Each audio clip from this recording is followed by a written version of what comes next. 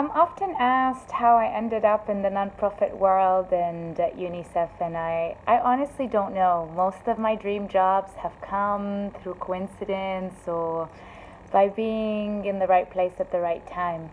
Um, but definitely, there has been a few moments that came together where I was able to discover what my passion is in life. And one of these moments that I can never forget was at the bus stop in England.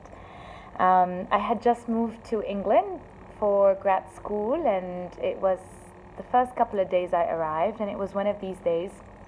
I had to do all the paperwork and the admin and opening a bank account, and nothing was going right.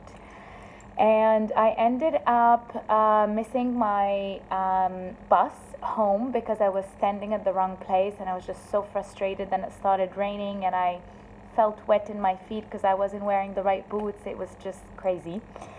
And as I was waiting at the bus stop, this girl, for about 4 years old, walked in with her curly hair and sat next to me and looked at me and said, "Who are you?" So I said, "My name is Sandra." She said, "Why are you here?"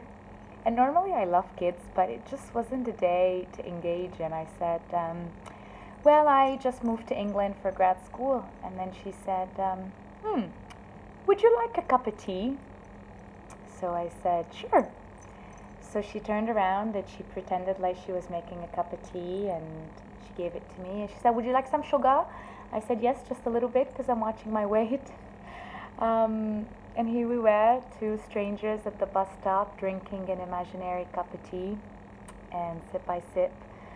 Then she got on the bus and waved at me and said, "Bye, Sandra, bye."